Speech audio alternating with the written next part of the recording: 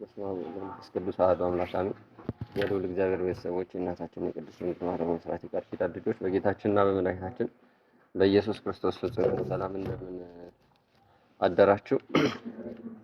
አሜን። አፍላጋት ሳይፈሱ ነፋሳት ሳይነሱ የሰይፉ ሳይታይ አመልማላት ሳይበቅሉ አዳምን በአርአያውና በአምሳሉ ሳይፈጥረው መላእክትን ለተልእኮ ሳያዘጋጃቸው ባህሪውን እያመሰገነ የሚኖር ቅድስት ሥላሴ ስሙ የከበረና የተመሰገነ ይሁን።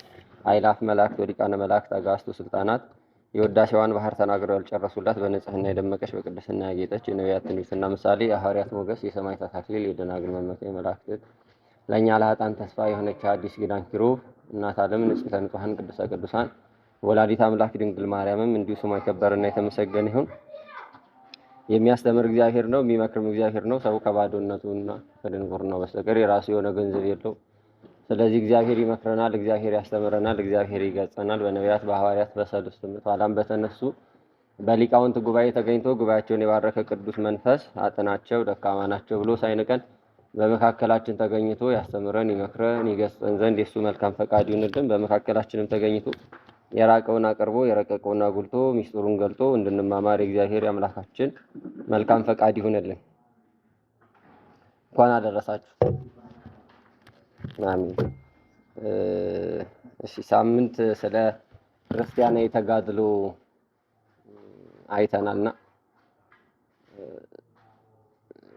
ከሱ ጋር ተያይዞ መታየት የነበረበት አንድ ክፍል የሳምንቱ ትምህርት ትንሽ ረዝሞብን እሱን ሳናይ አንዱን ክፍል ሳናይ ወተናልና ዛሬ በተቻለን አቅም ፈጠን ብለን እሱን ለማየት እንሞክርና ወደ መደበኛው በዚህ ቀን እንድንማረው ስለተፈለገው ትምህርት እንሄዳለን ማለት ነው። ከዛ አስቀድሞ ግን ያው መንፈሳዊ ተጋድሎ ምንድነው? መንፈሳዊ ተጋድሎ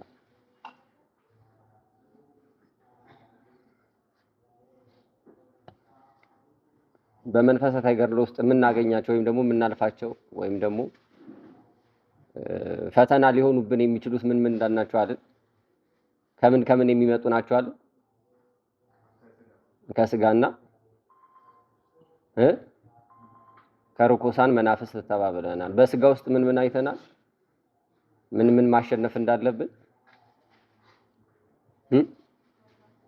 ምን አልሽኝ? ተርላ ስጋን ማሸነፍ ተመቻችቶ መኖርን ማለት ነው።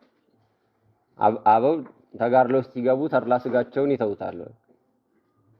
ክርስትና ያው አልጋ ባልጋ አይደለም፣ ወይም ደግሞ የተደላደለ እንትን አይደለም። ክርስትና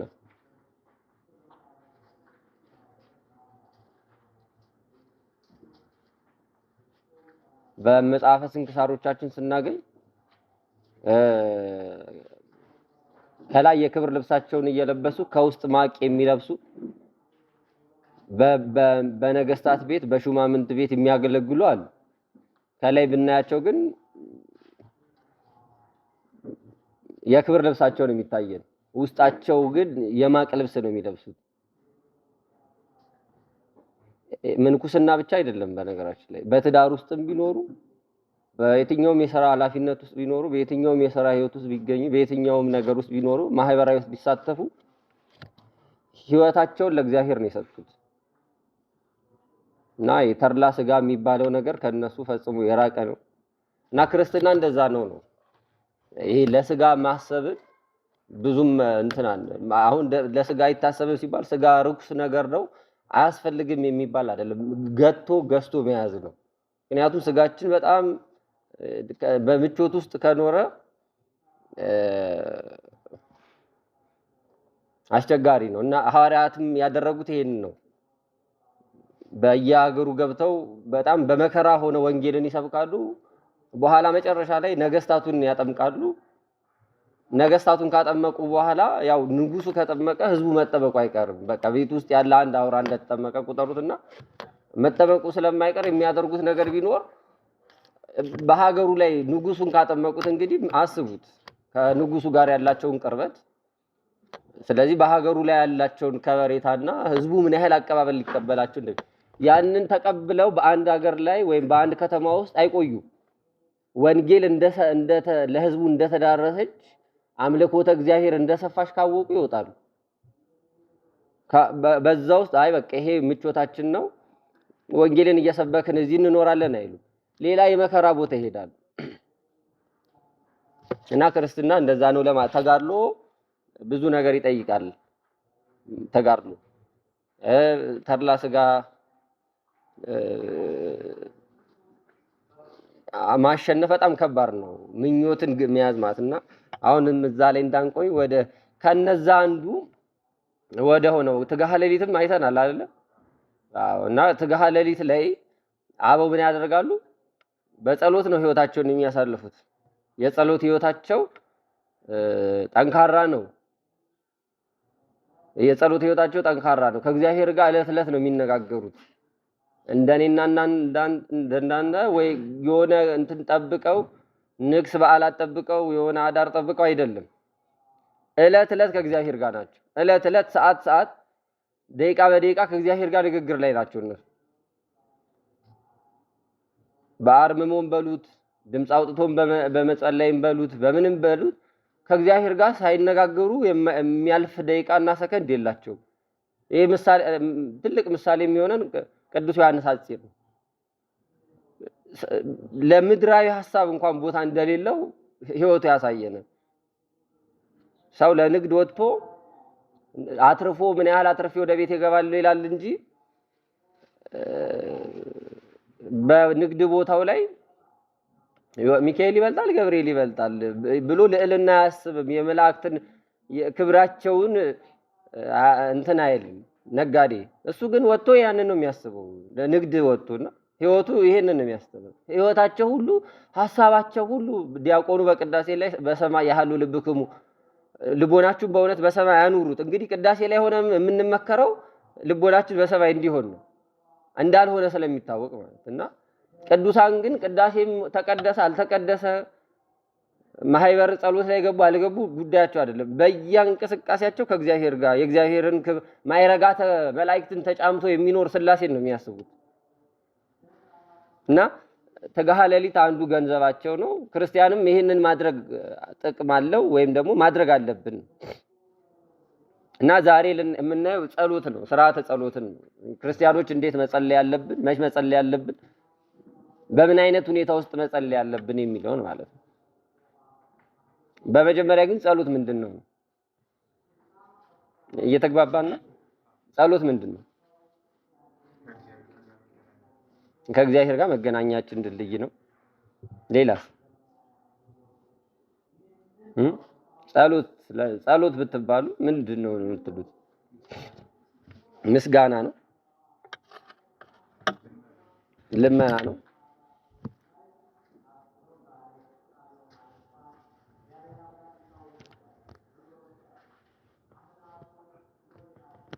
ያው ጸሎት ከዚህ የዘለለ ሐሳብ የለውም። ማመስገን ነው፣ መለመን ነው፣ መጠየቅ ነው። ከእግዚአብሔር ጋር የምንነጋገርበት ትልቁ መንገዳችንና ድልድያችን ጸሎት ነው። ሰው ከእግዚአብሔር ጋር የሚያወራው በጸሎት ነው። እግዚአብሔር ደግሞ ለሰው የሚነግረው በምንድን ነው? በመጽሐፍት ነው። እግዚአብሔር ይነግሮሙ ለሕዝቡ በመጽሐፍት ተብሎ እንደተጻፈ እግዚአብሔር ለሕዝቡ በመጽሐፍ ይነግራቸዋል። እኔ የእግዚአብሔርን ሐሳብ የእግዚአብሔርን ፈቃድ ምንድነው ብዬ ብጠይቅ አሁን በጸሎት ከብቃት ደረጃ ነው የምላችሁ። እኔና እናንተ አሁን ቅዳሴውን ማህሌቱን ቆመን ስንጠይቀው አደር እግዚአብሔር ከብቃታችን የቅድስናችን ደረጃ እዛ ስላላስደረሰን ተገልጦ እንዲያድርጉ እንዲሊሆን ነው እንዲተፈጥሯል አይለን። ይሄ የንጽህና ጉዳይ ነው። ቅዱሳኑ ግን ገና ትካዜ ውስጥ ሲገቡ ነው ምን የሚለው የሚገለጠው ወዳጄ ምን ያስተክዛል ብሎ የሚመጣው ፈቃዳቸውን ሊፈጽምላቸው ገና ትካዜ ውስጥ ሲገቡ ማለት። ለዚህ ነው በኪዳን ጸሎታችን ላይ እንደዚህ የምንለው ሳንለምነው የምንሻውን አውቆ የሚሰጠን ገና ከሐሳባቸው ከአንደበታቸው ወጥቶ እንዲል ሳይሉት የወዳጆቹ ጭንቀት ይገባውና ይገለጣል ከንጽህና አንፃር። እኔና እናንተ ግን እንድንለምነው ግዴታ ነው። ገና ሳንለምነው ቢያደርግልን ትዕቢት ውስጥ ስለምንኖር ያ ትርጓሜውን እዛ እንተውና ለቅዱሳኑ ገና ሐሳብ ውስጥ ሳሉ ነው የሚመጣላቸው። ስለዚህ ለኔ በምን ይነግረኛል ጋር በቅዱሳት መጻሕፍቱ ይነግረኛል። ምን ሊፈጠር እንደሆነ ምን ሊደረግ እንደሆነ ከምን አይነት ተግባራት ልከለከል ምን አይነት ተግባራትን ልፈጽም እንደሚገባኝ እግዚአብሔር ለኔ በመጽሐፍ ነው የሚነግረኝ። እግዚአብሔር ያላጻፈው መጽሐፍ የለም እኛ እንድንመለስ ማለት ነው። ከመጽሐፍትም አልፎ ስነ ፍጥረትን የማይታጠፍ መጽሐፍ አድርጎ ዘርግቶ በአትሮንስ ላይ ያስቀምጦታል። አይተን ተመራምረን እንድንድን ከክፉ ምግባራት ወደ በጎ ምግባራት እንድንመለስ ነው ልብ ላለው ሰው ማለት እና ጸሎት ከእግዚአብሔር ጋር የምንነጋገርበት መንገዳችን ነው። በጸሎት እግዚአብሔርን ብዙ ነገር እንጠይቀዋለን፣ እናመሰግነዋለን። የጎደለንን ነገር ጠይቀን ደግሞ እናስሞላለን። እሱም ምን ስለሚል በርምቱ ይከፈትላችኋል፣ ለምኑ ይሰጣችኋል፣ ትጉ ታገኛላችሁ፣ ፈልጉ ታገኛላችሁ ብሎ የነገረን እሱ ስለሆነ በምሳሌም ሲነግረን ተግተን መጸለይ እንዳለብን ሲነግረን በብዙ ምሳሌ ለስም አጠራሩ ክብር ይግባውና በመዋዕለ ሥጋዌ ይህን ብዙ ጊዜ ደጋግሞ ነግሮናል። በምሳሌም እየነገረን አንዲት ሴት ያንን የሀገሯን ዳኛ በሩን እየጸፈጸፈች እየደበደበች ጉዳይን ፈጽም እያለች ስጨቀጭቀው እንደው ሰውን ባልፈራ እግዚአብሔርን ባልፈራ ሰውን ባላከብር እንደው ለዚህ ዝብዘባዋ ጭቅጨቃዋ ይህን ጉዳይ ልፈጽምላትና ልገላገለው ብሎ ጉዳዩን እንደፈጸመላት ነግሮናል። ተግታችሁ ለምኑኝ ጠይቁኝ፣ ሳትሰለቹ ባለመሰልቸት ውስጥ ሆናችሁ የምትፈልጉትን ነገር ተግታችሁ ጠይቁኝ፣ ስለ ጩኸታችሁ ስለ ልመናችሁ እፈጽምላችኋለሁ ሲለን እኮ እና እግዚአብሔርን የምንጠይቅበት የምናስፈጽምበት ትልቁ መሳሪያችን ጸሎት ነው። ስለዚህ ጸሎት ከእግዚአብሔር ጋር የምንነጋገርበት ድልድያችን ነው።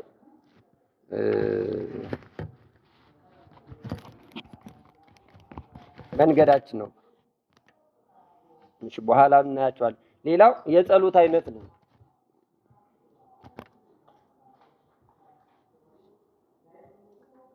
ጸሎት እንዴት በምን መልኩ ይቀርባል ለእግዚአብሔር?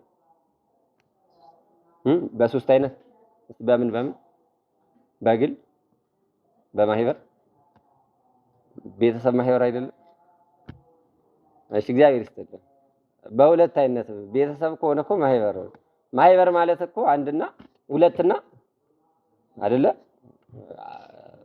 ከሁለት በላይ ስንሆን ማህበር ነው። እና ቤተሰብም አንድ ማህበር ነው። በነገራችን ላይ ቤተክርስቲያንም ማህበር ናት። እሺ ቤተክርስቲያን አጠቃላይ ቤተክርስቲያን ማህበር ናት፣ አንድነት ናት። ስለዚህ በሁለት አይነት መልኩ ለእግዚአብሔር ጸሎት ይቀርባል። አንደኛው በግል ነው። በግል ሲቀርብ አንድ ሰው ለራሱ ስለ ኃጢያቱ ማረኝ ይቅር በለኝ ሊለው በጸሎት ይቆማል። ስለ ወገኑ ይጸልያል፣ ስለ ሀገር ይጸልያል፣ ስለ ቤተ ክርስቲያን ይጸልያል፣ ስለ ሌሎች አካላት ይጸልያል።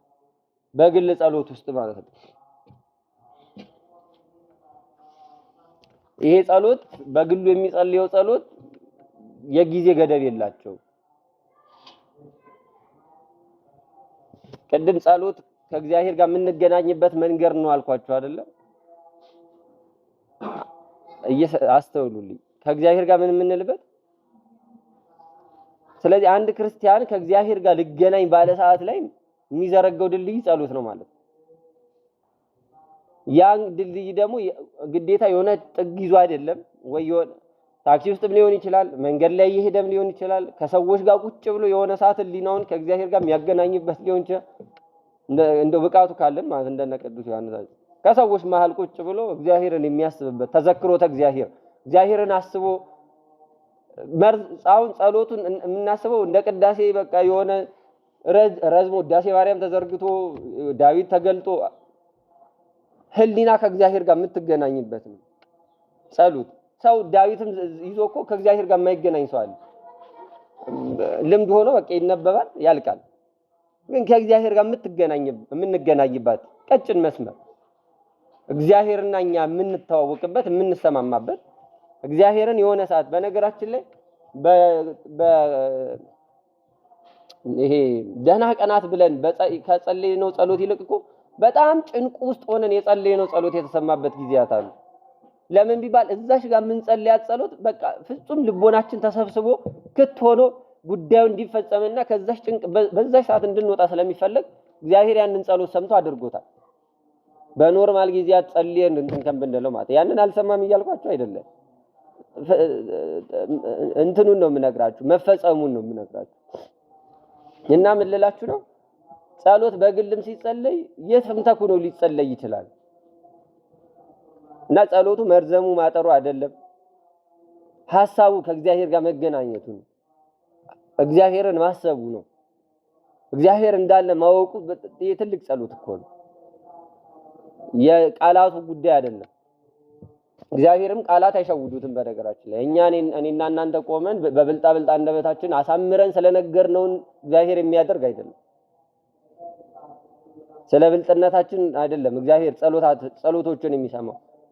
ጉልድፍ አንደበቶችን ነገሩ አሳክተው ቃላት ደርድረው ማውራት የማይችሉትን የልቦናቸውን ጩኸት የሚያደምጥ ጌታ ነው። የልብ ጩኸት የልብ ሹክሹክታን አድምጦ የሚፈጽም አምላክ ነው። ድንቅ ነው እግዚአብሔር በነገራችን ላይ። እና በግል የሚጸለይ ጸሎት አለ። ሁለተኛው በቤተሰብ ነው፣ ያው በማህበር ነው።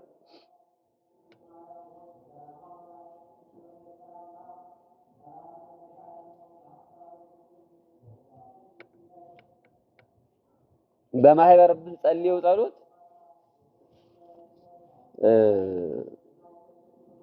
ሰዎች ተሰብስበን ሁለትና ከሁለት በላይ ሆነን የምንለምነው የጸሎቱ ይዘት ተመሳሳይ ነው።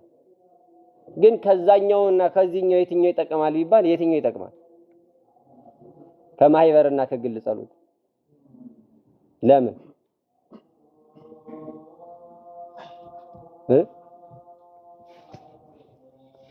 አሁን ቅዳሴ ላይ ቅዳሴ ማርያም የሚጸልዩ ሰዎች አይታችሁ አታውቁም? ቅዳሴ እየተቀደሰ አይደል? ያጋጥማል። በእርግጥ ይሄ በጣም አሁን ላይ በጣም ልክነት የተወጣበት ነው።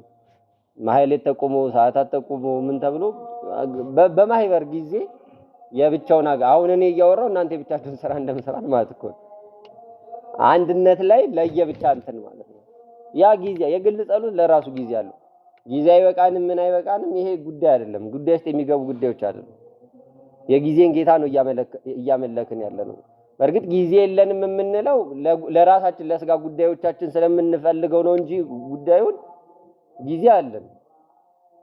ነገርኳችሁ። ጸሎትም ደግሞ ምን አይነት ጸሎቶች እንደሆኑ ማሰብ ነው። ከእግዚአብሔር ጋር መገናኘትና እግዚአብሔር ጉዳዮችን እንዲፈጽም ከሆነ በነገራችን ላይ በማህበር ጸሎት ውስጥ ሆነን እኛ ልንጸልይ የምንፈልገውን ጸሎት እግዚአብሔር ሰምቶ ያደርጋል። እኔ ውዳሴ ማርያም ስለደገምኩ በቅዳሴ ላይ ሰዓታት ተቆመው እኔ ራሴ እንዳይ ስለደገምኩ አይደለም። የማህበር ጸሎት ጥቅሙ ምንድነው ከተባለ በዛ ማህበር ውስጥ ማን የበቃ እንደሆነ ማን ያልበቃ እንደሆነ አይታወቅም። ስለ አንዱ ስለበቃው ሰው ብሎ እግዚአብሔር ጸሎትን ይሰማል። በቅዳሴ ውስጥ የቆምነው ሁላችን የበቃን አይደለም። አንዱ ልቡ ንጹህ የሆነውን ግን አድምጦ ሰምቶ ቅዳሴ ውስጥ የገቡትን በአጠቃላይ ምሮ ይልካቸዋል። ስለ አንዱ ቅዱስ ብሎ ማለት ስለ አንዱ ጻድቅ ብለ ስለ 50 ጻድቅ ብለ ከተማውን አስምርልኝም እንዳለ ማለት ስለ አንድ ቅዱስ ተብለን እንማር። የማህበር ጸሎት ጥቅሙ ያ ነው። የሚሰማው ሰው ማን እንደሆነ አናውቅም። እዚህ ማከላች እሱን ከሰማው ሁላችንንም ሰማን ማለት በሱ እኛ እንድናለን፣ በሱ ቅድስና እኛ እንድናለን፣ በሱ ንጽህና እኛ እንተርፋለን። ስለዚህ የማህበር ጸሎት ጥቅም አለው። ስለዚህ በማህበር ጸሎት የግል ጸሎት እንዲሁም ሊቃውንቱ ደስ በሚል ምሳሌ ሲመስሉት በፀሐይ ላይ ሻማ እንደማብራት ነው። ምንም ጥቅም የሌለው ጉዳይ ነው። በዛ ላይ ትዕቢትም ነው። ትልቁ ደግሞ ድፍረቱ ትዕቢት መሆኑ የኔ ጸሎት ነው የሚበልጠው ብሎ ማሰብ ማለት የታወቀ ነው። አሁን ማህሌት ላይ ስለኔና ስለናንተ የግል ህይወት የሚለመንበት ምንም ሰዓት የለውም። እንኳን ማህሌቱ ይቀርና ጸሎት ሙሉ ጸሎት ነው ተብሎ የሚታሰበው ቅዳሴው እንኳን ምንም ለከሌ ይሄንን አድርግለት የሚል ክፍል የለውም። ክፍሎቹ እንዳለ የቅዳሴ ክፍሎችን ብንመለከታቸው እንዳለ ስለሚያወራው ስለ ሰማይ ህይወት ነው። በምን አይነት ሁኔታ እንደምትወረስ ምን ማድረግ እንዳለብን የሚነገረን ነው እንጂ ይሄንን አድርግላቸው ምድረ ህይወታቸው እንደዚህ ሆኗል እያለ የሚለው እንደው በኋላ ላይ አባቶች ጸሎት ሊያሳርጉ ሲሉ እንደው ምድረ ህይወታችንን ታኩ የሚጸልይ ጸሎት ሊኖር ይችላል። ግን ሙሉ ቅዳሴው የሚያወራው ስለ ሰማይ። የሚገርመው እግዚአብሔር ያንን ሰምቶ ምድረ ህይወታችንን ማስተካከሉ ነው። እዛ ውስጥ ብዙ የልብ ጩኸቶች ስለሚሄዱ የሚያርገው ዕጣን አለ፣ የሚወጣው ዕጣን አለ፣ የሚቀርበው መስዋዕት አለ፣ መስዋዕቱን ሊያሸት የሚመጣ መንፈስ ቅዱስ አለ፣ መስዋዕቱን ሊያሳርግ የሚመጣ የሚቀበላል። በዚህ ሁላ ነገር ውስጥ የኛ ጸሎቶች ያደርጋሉ፣ የልቦናችን ጩኸቶች። እግዚአብሔር ስለነገርነው ስላልነገርነው አይደለም። ምን ያህል እንደሚያስፈልገን ስለሚያውቅ ነው የሚያደርገው እግዚአብሔር። ምናልባት እዚህ ጉባኤ ላይ ሊሆናል የነገርኳችሁ እግዚአብሔር እንደ እናትና እንደ ልጅ ያለ ግንኙነት ነው ያለው በእኛና በእግዚአብሔር መካከል ያለው። አንድ እናት ለልጇ ምን ያህል መሰረታዊ የሚያስፈልጉትን ነገሮች ፈጽሞ ከልክለው አታውቅም። ምን እንደሚጠቅሙ ታውቃለች፣ ምን እንደሚያስፈልገው። እሱ ምናልባት ለጊዜው የሚያምሩትን ነገሮች ሊጠይቃት ይችላል፣ ግን ከጊዜያት በኋላ ነው የሷን ህሊና ገንዘብ የሚያደርገው። በሰዓቱ ግን የሚለምናት ምድራዊ የሆነ ሐሳቦችን ነው፣ ጥቅም የሌላቸው መሰረታዊ ነገሮችን። አሁን ለህፃን ልጅ ወራዊ አስቤዛ ዝርዝር አውጣ ብትሉት ቤተሰቡ የሚመገበው ወር ውስጥ ግዛ ወይም ዝርዝር አውጣ ብትሉት ምን የሚጽፍ ይመስላችኋል? ጁስ ያማረንን ነው አይደል? አሁን 50 ኩንታል ጤፍ ለሱ ምን ያደርግለታል አይደል? የሆነ ነገሩን ቀንሶ የሆነ ነገር ገዝቶ ይኸውላ ምን ያደርጋል የሚል ይመስለኛል። ዘይት ምን ያደርግለታል? እሱ ሽንኩርት እኛ ምን ያደርግለታል? አያችሁ፣ መሰረታዊ ነገሩን ትቶት ነው የሚጽፈው ወይም የሚመኘው የሚፈልገው። ብስኩት ቢገዛለት የሆነ ከረሜላ የሆነ ጣፋጭ ነገሮች ገዝተን ብንሰጠው ለሱ ጥቅሙ ነው ብሎ የሚያስበው ይሄ ህሊና ነው። እኔና እናንተም ያለን እግዚአብሔር ጋር ይዘን የምንመጣው ይሄንን ህሊና ነው። ያውቃል እግዚአብሔር ይሄንን። ስለዚህ እኔ ይሄንን አድርግ ብለው እናት ከወራስ ቤዛም ቀናንሳ ያንን ነገር መስጣቱ አይቀርም ማድረጓ።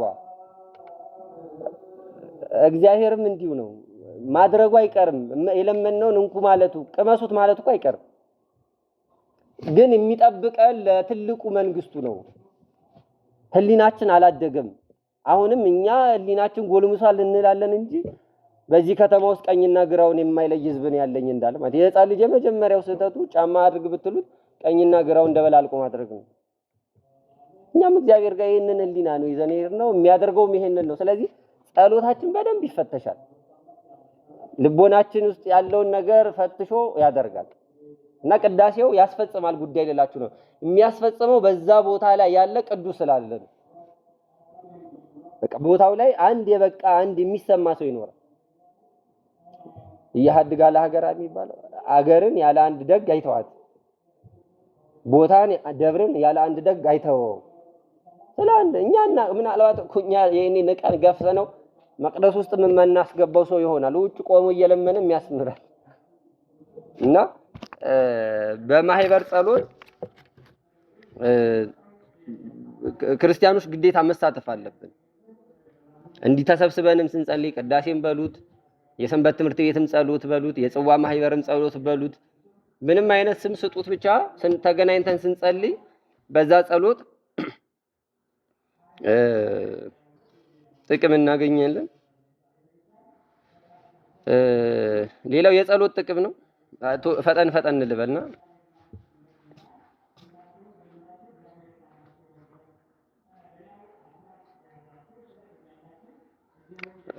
ከጸሎት ጥቅሞች አንዱ ያደረገልንን አውቀን ምስጋና እናቀርባለን ለእግዚአብሔር ማለት። እግዚአብሔር ምን አድርጎላችኋል?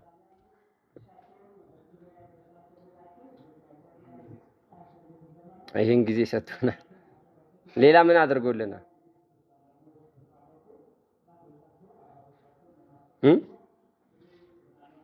ምን አድርጎልናል? ሌላ እግዚአብሔር ይስጥልን። በቃ እኔ ከዚህ ሌላ መልስ አልፈልግም። በቃ ይሄን ነበር እንድትሉኝ የፈለኩት ተመልሶልኛል። በቃ እግዚአብሔር ሞቶልናል። አንርሳው። ይሄ ውለታ የሚረሳ ውለታ አይደለም። ክርስቲያን ሌላው የሚደረገው ነገር ይደረጋል። የማይሆነው ግን የሚገርመው መሞቱ ነው። ሰው ሆኖ መሞቱ የሚገርም ውለታ ስለሆነ ይሄ ውለታ አይረሳም። እንዴ የምናስቀድሰው ዝም ብሎ አይሁን። ክርስቲያኖች ቅዳሴው ላይ የምንለው እኮ ይሄን ነው። ነዜኑ ሞተ ከወትንሳኤ ከቅድስት አቤቱ ቅድስት ሞትን እንናገራለን፣ ቅድስት የሆነችውንም ትንሳኤክን እንሰብካለን እኮ ነው። በቃ አንረሳህም። ይሄን እለት በምንቀድሰው ቅዳሴ የምንለው ነገር ይሄ ነገሮች ሁሉ በተፈጠሩ እዚህ ዓለም ላይ በኖርን ቁጥር በኖርንባቸው ዓመታት ሁሉ ያንተን ሞት እንዘክረዋለን፣ እናስበዋለን። መሞትህን ለኛ ብለህ መገረፍህን፣ መንገላታትን፣ መሰቀልን፣ መቸንከርን ይሄ ትልቅ ውለታ ነው። ክርስቲያኖች መቼም ሊረሳ የማይገባ ውለታ እንዴ ሐዋርያውም የነገረን እንዳንረሳ ያደረገን ክርስቶስ በፊታችሁ እንደተሰቀለ ሆኖ እያለ እንዴት እንዳታዩት አዚም ያደረገባችሁ ማን ነው ያለ? መቼም ክርስቲያን በኃጢአት ውስጥ የትኛውንም ኃጢአት እንስራ ክርስቶስ ግን እንደሞተ እንዳንረሳ፣ እንደሞተልን ለኛ ብሎ መከራ እንደተቀበለ በገነት የተመላለሱት እነዛ ቅዱሳት እግሮቹ በቀኖት ላይ እንደተቸነከሩ አዳምን የፈጠሩት እነዛ ቅዱሳት እጆቹ ለቅድስና ሞደር የማይገኝላቸው ንጹሃን እጆቹ በመስቀል ላይ እንደተቸነከሩ ልንረሳቸው አይገባም።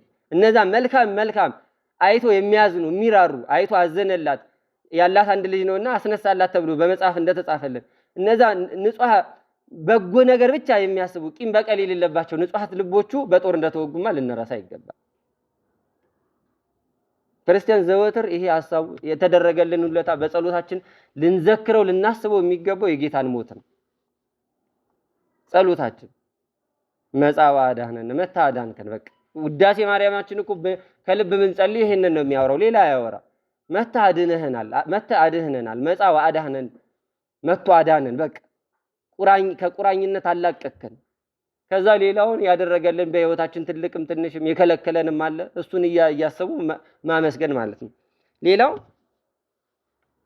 በጸሎታችን እግዚአብሔርን ይቅርታ እንጠይቃለን፣ የጎደነን ለማግኘት እንለምናለን አይደል? እግዚአብሔርን ብዙ ጊዜ ያስቀይመናል፣ እሱን ይቅርታ እንጠይቀዋለን። በጸሎታችን ማለት ንስሐ ማለት ነው። በቃ በድያለሁ ይቅር በለኝ እያልን በጸሎታችን አባታችን ወይ እኮ ጸሎት እሱ ነው አይደለ? ይቅር በለን ነው በቃ ይቅር በለን። ከዛ ደግሞ የጎደለንን ነገር ካለ እንጠይቅበታለን። ከዛ መንፈሳዊ ኃይልን እንቀበልበታለን። የጸሎት ጥቅሙ ሌላው የደከምን ነበርን እንበረታለን። ሰው በጸሎት ኃይለኛ ይሆናል። ለጸሎት ስንነሳ ሰይጣን አዚም ያደርጋል። የእንቅልፍ አጋንንት አሉ አይደል? እንዲጫጫንን እንዳንነቃ አይናችን ክብድ እንዲያደርገን የሚያደርገዋል።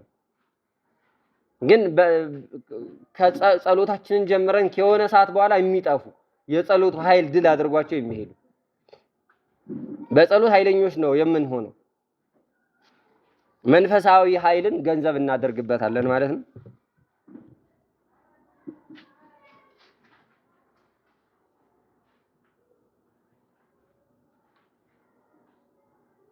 ሌላው ጸሎት ገድለው ሚስጥርን ይገልጣል። ልፍልፍ እምላችሁ ያው እስካሁን በንግግሬ ውስጥ የምታገኙት ሐሳብ ስለሆነ እንዳልደግምባችሁ ብዬ ጸሎት ገድለው ሚስጥርን ይገልጣል።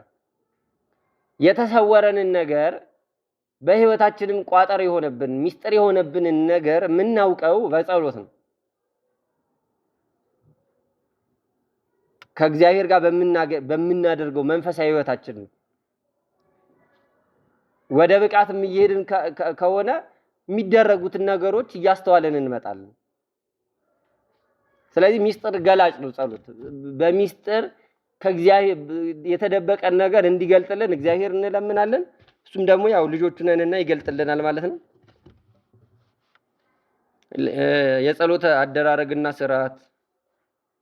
ስርዓትና ዝግጅት እንዴት ነው ጸሎት ማድረግ ያለብንና ዝግጅቶቻችን ነው። አንደኛ አፋዊ ዝግጅት ነው።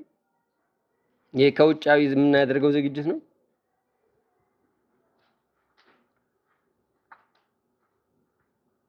መናጻት አለብን።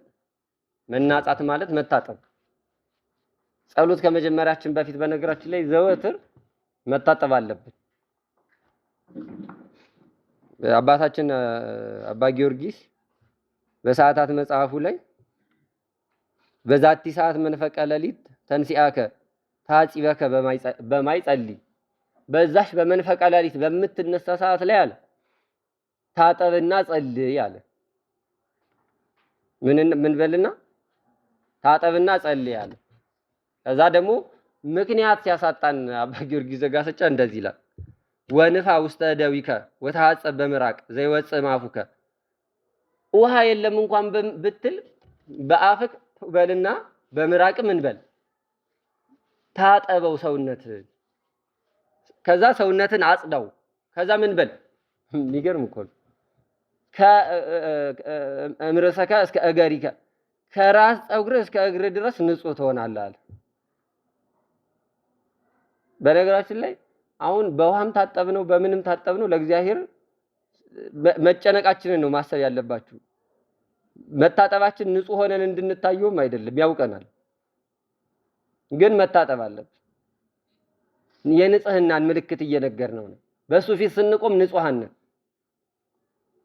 ቅዳሴም ልንገባ ብንል እናስቀድስም ብንል የትኛውም ነገር ከመሆኑ በፊት ራሳ ይላል እኮ አይደለ? ዳዊት ላይ ነው ለዳዊት የሚነግረው ነገር ነበረ ጌታ ለዳዊት ወይ ታሪክ ህዝቡ ወደ እኔ ከመምጣታቸው ከ3 ቀን በፊት ራሳቸውን ንጹህ ያድርጓል። ከስንት ቀን በፊት? ከ3 ቀን በፊት ሰውነታቸውን ንጹህ ያድርገው ወደ እኔ ይምጣል። እግዚአብሔር ሊያናግራቸው ስለፈለገ እና ሰዎች ወደ እግዚአብሔር ቤት ስንመጣ ንጹሃን መሆን አለብን። ውሃ ስናገኝ ወዲያው ታጥበን ወደ እግዚአብሔር ቤት መምጣት አለብን። ራስን ጥሎ አይደለም ለጸሎት መቆም። ስለዚህ ከአፋዊ ዝግጅታችን አንዱ መናጻት ነው። ሌላው አለባበስን ነው። አሁን መጽሐፋዊ ነው የምነግራችሁ። እሺ አለባበስ ወንዶች ነጠላ አደግሪገን፣ ሴቶች ደግሞ ምን ብለን ነው ተሸፋፍነን ነው የምንቆመው። ተፈጥሮ እንኳን አያስተምራችሁም ያለው የሴቶች ትርጓሜ ይሄ ነው። ሴት ልጅ ተሸፍና በቤተ ክርስቲያን ውስጥ እንድትሆን የሚፈቀደው ሐዋርያው ቅዱስ ጳውሎስ እንደነገረን ተፈጥሮ እንኳን አያስተምራችሁም ያለው የተፈጠረችው ከጎን ነውና ጎን ተሸፍኖ እጅ ከርኖት ከዛ ልብስ ተደርቦበት ነው የሚኖረውና አፈጣጠርሽም የተሸፈነ ነው እና ተሸፍነሽ ኑሪ በቤተ ክርስቲያን ውስጥ ዝግ ብለሽ ኑሪ ሲላት ነውና ሴት ልጅ ተሸፋፍና ትቆማለች ማለት። ወንድ ልጅ ደግሞ ምን ሳይሸፋፈን ወንድ ልጅ ተሸፋፍኖ ቢቆም ለሱ ውርደት ነው ተብሎ እንደተናገረ ማለት ራሱ እየታየ ነው ወንድ ልጅ የሚቆመው በቤተ ክርስቲያን ውስጥ ሰው የሰውነት ቅርጹን ሳያሳይ አለባበሱ ማለት ሙሉ ልብስ የሆነ ልብስ ለብሶ አሁን እኔ ከፊት ለፊቴ ስለምታዩ ነው እንጂ እኮ ከጀርባዬ ብታዩኝ ከውስጥ ምን ልልበስ ምን ላድርግ እንዴት አይነትም አያታውቁትም። መሰናክል እንደማ የቅዳሴ ላይ ሰው የሚያየኝ እኔ ሁሉ ጀርባዬን እኔ ካልተወርኩለት በቃ ጀርባዬን ምን እንደሆነ ለሱ መሰናክል አልሆነም። ምን ላድርግ ልሳቅ ላልቅሳቅ የሚያየኝ ጀርባዬን። ስለዚህ አለባበሴ ሰውነቴን ሸፍኖት ነው የምቆመው። ምንም ነገር ለሰው የሚታይ ነገር አላስቀርም ማለት። ስለዚህ አለባበሳችንን አስተካክለን ነው በእግዚአብሔር ፊት የምንቆመው። ሌላው መብራት ማብራት አለብን። መብራት በምናበራው በጸሎት ሰዓት ለምንድን ነው? ስለሚበርደን እንዳትሉ፣ እሳት ግድ ስለሆነ ነው እንዳትሉ። በቅዱሳት ስዕላት ፊት ሻማ ታበራላችሁ? ለምን ደብታው?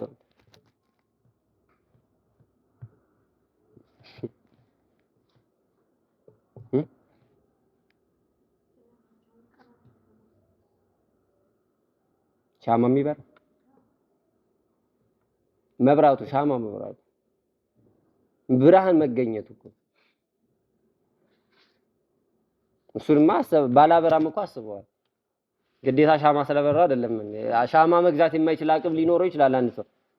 ዝክር በነገራችን ላይ የምትዘክሩ ሰዎች ካላችሁ አትጨነቁ። አሁን አትጨነቁ ስለ አትዘክሩ እያልኳችሁ አይደለም። አቅማችሁ ካላችሁ ዘክሩ። ግን ዝክር ማለት ተዘከረ ነው፣ አሰበ ነው። በቃ ቅዱሱን አስቦ መዋል እኮ ነው። እንደው እግዚአብሔር ጨካኝ አይደለም በነገራችን ላይ። በገዛ ያልታዘ አንድ ቅዱስ ምን አለ? እግዚአብሔር ስራ ካለኝ የሰራሁት አትስራ ካለኝ ደግሞ ያልሰራሁት ምን አለ አለ። ተቀራኒው ነው። እኛ ከእግዚአብሔር ጋር ስንታገል የምንኖረው ጭንቅ ውስጥ እንድንገባ አትጨነቁ እኮ ነው ያለን።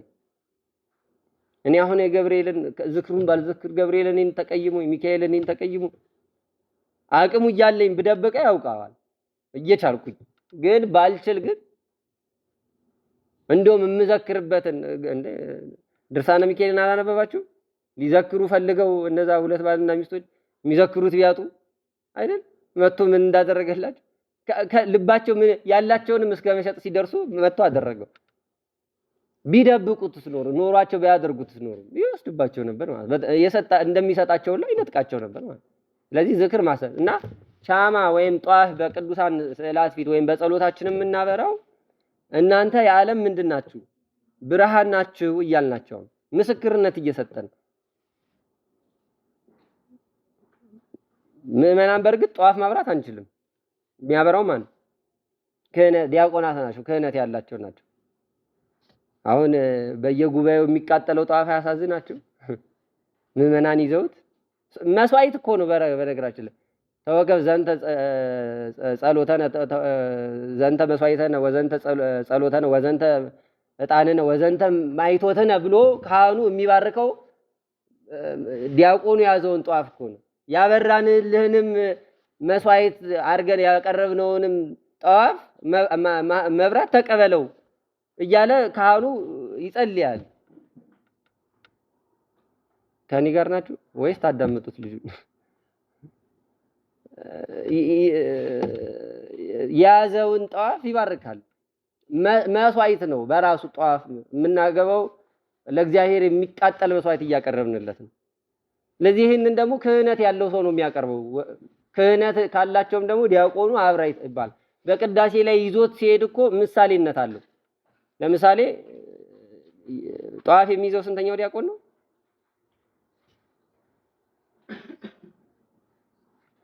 አሳይመንት ያጻፉ አውቄ ነው። ጧፍ የሚይዘው ሁለተኛው ዲያቆን ነው። የሚሄደው ከማን በፊት ነው? ከሁሉም በፊት ነው። ዑደት በሚደረግበት ሰዓት ላይ ከዲያቆናቱ ጋር ዑደት ሲያደርግ ከዲያቆናቱ ፊት ይሆናል። ካህናቱም ሁለቱ ቀሳውስትም ገብተው ዑደት ሲያደርጉ ከነሱ ፊት ሆኖ ይመራል። ምሳሌ ስለሆነ ጧፍ የሚይዘው የማ ምሳሌ ነው? የዮሐንስ ወይ መጥምቀ መለኮት ነው። ብርሃን ይዞ መሄዱ ብርሃን ባልታየባት በኦሪት ምን ብርሃንን እያበራ ደገኛውን ክርስቶስ ከኋላ የሚከተለው የክርስቶስ ክርስቶስን መስሎ ይሄ እጅ ከዚህ በኋላ ኦሊቄ ኢየሱስ ክርስቶስ እያለ ይሄ እጅ ከዚህ በኋላ ያንተ ነው መስዋዕቱን ባርክ ፈትት እያለ የሚፈትትበትን እጁ አደራ ሰጥቶ ኢየሱስ ክርስቶስ የካህኑን እጅ አድርጎ ህብስቱን እየፈተተ እየባረከ ካህኑ የክርስቶስ ምሳሌ ነውና በኋላ ለሚከተለው ለኢየሱስ ከዮሐንስ አስተምህሮቱ ከኢየሱስ ክርስቶስ 6 ወር ተቀድሞ ነውና ከፊቱ ይሄዳል። ቤተክርስቲያን ያለ ምሳሌ ያስቀመጠችልን አንድም ነገር የለም። እንደው ይመርልኝ ብላ አይደለም፣ እየመከረችን እያስተማረችን ነው። ካየናል ክርስቶስን እየሰበከችው እየነገረችው እየኖረችው ነው ቤተክርስቲያን። ስለዚህ ብርሃን ይዞ ከፊት ይሄዳል ማለት እናንተ የዓለም ብርሃን ናችሁ ተብሎ ወንጌል ሊሰበክ ሲል ራሱ እኮ የሥርዓት መጻሕፍቶቻችን በዚህ ሰዓት ይሄን ያህል። ሁለተኛ የሚበራው በቅዳሴ ላይ ስንት ጧፍ ነው? 2 ጧፍ። ዲያቆናት የላችሁም? ካላችሁም እንደው ያልቃል ብላችሁ አንድ ጧፍ አትያዙ። እኔ አንዳንድ በእኛም ደብር አንድ ጧፍ ይዘው ለምንድን ነው ሲባሉ ሁለት መያዙ ሚስጥር ስላለው ለስጋው ለደሙ የሆነ መብራት ነው የምናበው። 2 ጧፍ ይዞ ነው የሚቆመው አንድ ዲያቆን። አንድ ጧፍ ተይዞ አይቆምም። ምሳሌነት ከልብስ አለባበሳችን ራሱ ምሳሌነት አለው አይደል? ያጠረ አትልበሱ፣ ልብሰ ተክህኑ ረጅሙን ከቁመቱ ጋር ልክ የሚሆን ረዝሞም አይጎትተው አጥሮም አጭር ሆኖበት እንትን አይበል እየተባለ የመለኮትና የስጋ ተዋሂዶ እንደዚህ አይደለም። መለኮት አልበዛም አላነሰም፣ ስጋ እንደዚህ አልሆነም እየተባለ ስለሚተረጎምበት ስለዚህ መብራት በእንትን እናበራለን ማለት ነው። በጸሎት ሰዓቶቻችን መብራት እናበራለን። ሌላው አምድ ሳንደገፍ ቀጥ ብለን ቆመን እንጸልያለን። በተለይ ጤንነትና አቅሙ ያለን ሰዎች ማለት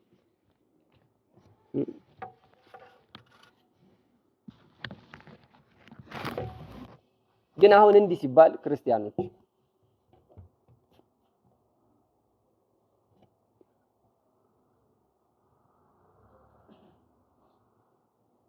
ከጸሎት ወይም ከጸሎት ህይወት የሚያርቀንን ነገሮች አሁን ለምሳሌ አለባበሳችን ማስተካከል አለብን ተባባልና እንደው አለ እንደው የሆነ አጋጣሚ ያን የሆነ ጥሩ ልብስ አለበስም ወይም በቤተ ክርስቲያን ውስጥ ለቤተ ክርስቲያን የሚገባ ልብስ አለበስም ምን በል ሰዎች የሚያዩት አፋዊ ነገር ነው። በርግጥ ያ መሰናክል ሊሆን ይችላል አምናለሁ። ግን እኛ እግዚአብሔር ጋር ልቦናችንን ካዋረድን እግዚአብሔር አይሰማም። ያንን ነው ማለት አሁን እንደዛ ለብሰን ስርዓታትን መጠበቅ ግዴታችን ነው። ክርስቲያንን ስርዓት መጠበቅ አለበት ምንም ጥያቄ። እስከዛሬ ለ2000 ምናምን ዓመተ ምህረት ቤተክርስቲያን ዝንፍ ሳትል ሄደችው ስርዓት በመጠበቁ ነው። ለሚመጣው ትውልድ ይሄንን ነው የምንነግረው። ግን እንደው ድንገት እንኳን ሰው የማይሆን ልብስ ለብሶ ቤተክርስቲያን ውስጥ ብታየው እንዳትወቅሱ አደራ። ያ ሰው ከእግዚአብሔር ጋር ምን እያወራና እግዚአብሔር ለሱ ምን እያደረገለት እንደሆነ አናውቅ። የራሳችንን ጉድፍ ብቻ መመልከት። ቃኔ ለብሼ መምጣት ነበረብኝ፣ ለብሼ መጣ። ስለፈቀርክልኝ ያደረኩት ስለሰጠኝ ይሄን ነገር አግኝቼ መጣው ልንለው ነው የሚገባው። በቃ የኔ ራሴን ነው የማውቀው። ያ ሰው ምን እያደረገ እንደሆነ አናውቅ። መንገር ግን በጉባኤ እንችላለን። በቃ ቤተክርስቲያን ስርዓቷን ላይ ሌላው ቆሞ መጸለይ አምድ አንደገፍ ተባለ። እኔ አቡነ ሽኖዳ ከሚያስገርም ስብከቶቻቸው ክርስትናን ያለማምዱናል። ተኝተህም ቢሆን ጸልይ ይላሉ አቡነ ሽኖዳ። ተኝተህ ምን በል ጸልይ፣ ብቻ ጸሎት አታቋርጥ። አሁን ሰይጣን ተኝተህ ልትጸልይ ነው ይልሃል። መቆም እኮ እንደከበደህ ያውቃል። ቁጭ ብለህ ልትጸልይ ነው ይላል። እንደማትቆም እኮ ስለሚያውቅ ነው። ቁጭ ብለህ መጸለይ እንኳን ጥቅም እንደሚያስገኝ ስለሚያውቅ ከዛም በቃ ይሄ ከጸሎት ህይወት እንድንወጣ ስለሚፈልግ እርግፍ አድርገን እንድንሄድ ስለሚፈልግ አይቆመህም ተደግፈ እንዴት ስለዚህ በቃ ወይ አትሂድ አንደኛህን የሚል ዝንጋያ አይምሮ ያመጣል። እና አቡነ ሽኖዳ ተኝተህም ቢሆን ጸልይ። እንዲያውም አቡነ ሽኖዳ ምን ይላሉ? በጠዋት ተነስተህ ሰዎች ቢያናግሩ ይላል ሰዎች እናትህም ብትሆን ባለቤትህም ብትሆን ሊያናግሩህ ቢፈልጉ እንዴት አደርክ እንኳን ቢሉ ለነሱ ቀድመ መልስ አትስጣቸው ይላሉ አቡነ ሽኖዳ። ጸሎት አድርገን ልምድ ቢኖረንና ድንገት እንኳን ማንም እኮ ማናቆም ሰው ነው ሰላም ሊለን የሚደውል ወይ ሆነ ቢለን እንኳን ያንን ሰው ከማናገር አስቀድመ የመጀመሪያ የአንደበትህን መላቀቅ ከእግዚአብሔር ከአምላክ ጋር አድርገው። ይሄንን ሰማይና ምድር ምንድነው ይሄንን ብርሃን ስለሰጠኝ ጨለማን ወስደ ብርሃንን ስለተካልኝ አመሰግናለሁ ብለ ለጠየቁክ ጥያቄ መልስ መልስላቸው ይላሉ አቡነ ሽኖዳ። የመጀመሪያ ንግግር ግን ከማን ጋር ይሁን? ከአምላክ ከእግዚአብሔር ጋር ይሁን። አያችሁ ተኝተንም ቢሆን ማለት አሁን አቅሙ እያለን አይደለም እያልኳችሁ እንደው አቅሙ በድክም የሚላን ወራቶች አሉ። ጸሎቱ ከሚቆም አንድ አባ ገብረ ኪዳን አንድ ሲያስተምሩ ሰምታችኋል አይደል? ቤት ከምትተኙ የት መታችሁ ተኙ። ትክክል ሆኖ እኮ አይደለም የታወቀ ጉዳይ ግን ቤት ቢያንስ እንኳን ቤተክርስቲያን ውስጥ ብንተኛ እኮ ማይጠንቱ ቢያንስ እንኳን ተኝተን እንኳን በአፋንጫችን ይገባል እኮ ባንፈልግ እንኳን ይሸተናል።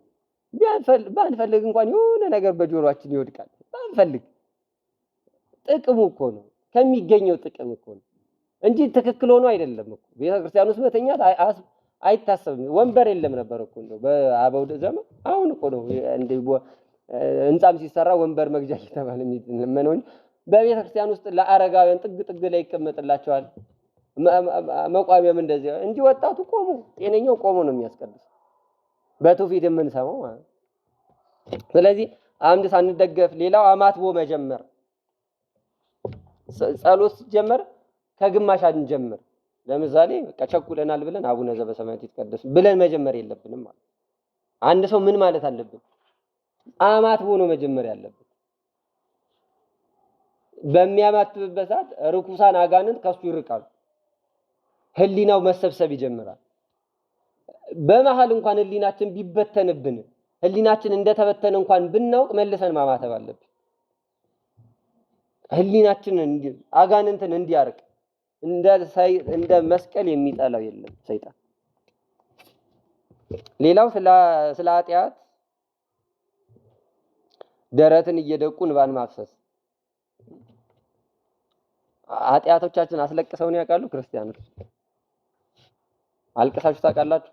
የሰራነውን ኃጢአት አስበን እንዴት ይሄንን ሰራው ብለን እናውቃለን? አባ በረከቱ ይደርብንና አባ ጊዮርጊስ ዘጋስጫ እዚህ በአርጋኑ የጸሎት መጽሐፉ ላይ ኃጢአቴን ባሰብኳት ሰዓት ስቅጥጥ ይለኛል አለ።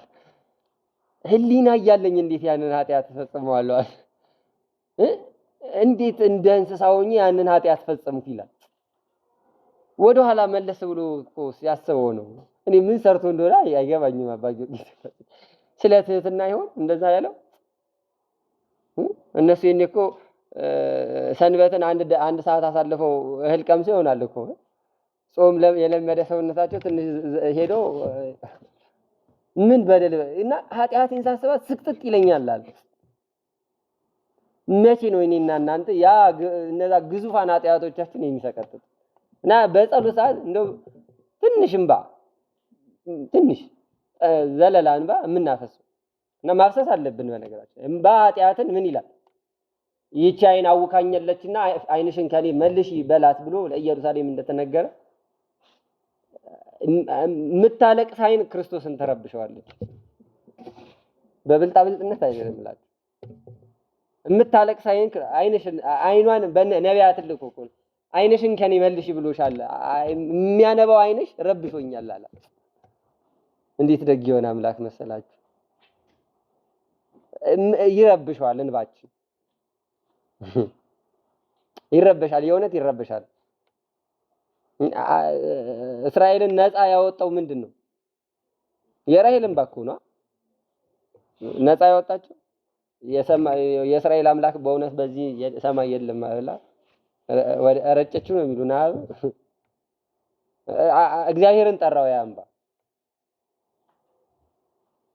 ትንሽ ዘለላ እንባ። እግዚአብሔር እንባ ይፈልጋል ከኛ ሰውነታችንን ስለሚያጥብ ነው። ከጥምቀቶች አንዱ ጥምቀት የንስሐ እንባ ተብሎ አልተማራችሁ? ሰው ከሚጠመቅባቸው ጥምቀቶች አንዱ በእንባው ይጠመቃል። አልቅሶ ያንን እንባውን እግዚአብሔር እንደ ጥምቀት አያችሁ፣ ኃይሉን የእንባ ኃይል እንደ ጥምቀት ቆጥሮለት ይምረዋል። ስለዚህ ኃጢአታችንን እያሰብን ደረት እየደቁ ማልቀስ። ራሱም ጌታ እንዳለ ሁለት ሰዎች ወደ ቤተ መቅደስ ሊጸልዩ ሄዱ። አንደኛው ፈሪሳዊ አንደኛው እንደዛ አለና ምን አለ? አንደኛው ከውጭ ሆኖ ሪፖርት አቀረበ። ጸሎት አትበሉት ያንን መቼም እንዲህ ያደርጋለሁ እንዲሆናለሁ እንዲፈጥራለሁ እንዲሆነ እያለ ጮኸ። ሁለተኛው ግን አለ ወደ ቤተ መቅደስ ወደ ውስጠኛው ክፍል እንኳን ሊገባ አልደፈረም። ወደ ሰማይም ቀና ብሎ ሊያይ አልወደደም። ወደ ምድር አዘቅዝቆ ምን አለ? ደረቱን እየደቃ እኔ ኃጢአተኛውን ባረኝ ይቅር በለኝ ብሎ ለመነ። እውነት እላችኋለሁ ከዛኛው ይልቅ ይሄኛው ከብሮ ወደ ቤቱ ተመለሳል። ከብረን መመለስ እንደው አሁን መክበሪያችን እኮ እየተነገረን ነው፣ እኛ አላወቅንበት እንጂ እኔና እናንተ እንድንከብርበት የምንፈልገው አሁን እግዚአብሔር እንዲያከብረን ነው የምንፈልገው አይደለ? ስለዚህ የምንፈልገው ያ ከሆነ የምንከብርበትን ነገር ነግሮን እኔ ቤተ መቅደስ ውስጥ መጥቼ ምን ማድረግ እንዳለብኝ አሁን እኮ መጠቋቆሚያ ሆነናል። መቅደሱ አንዴ ብርሃን አድማስ ዲያቆን ብርሃኑ አድማስ የጻፈው ረጅም ጽሁፍ ነበረ ፌስቡክ ላይ አንብቤ በጣም የኮሮና ሰሞን ላይ ቤተ መቅደስን መቀጣጠሪያ ያደረግነው የሚል የኮሮና ሰሞን የጻፈው ጽሁፍ ነውና እውነት ነው። አሁን ቤተ መቅደሱን እንደዛ ያደረገ የኮሮና ሰሞን የነበረንን የመንፈስ ልዕልና አስቡት፣ አሁን ያለንን ደግሞ አስቡት። ሌላው እጅን ዘርግቶ አይንን ወደ ሰማይ በማቅናት መጸለይ ይገባል። ይሄ አፋዊ ዝግጅታችን ነው። ውሳጣዊ ዝግጅታችን እውነተኛ ፍቅር፣ የልብ ዝግጅትና ንጽህና እያወራናቸው የመጣናቸው ስለሆነ ነቅ የሌለበት ንጹህ ጽኑ እምነት፣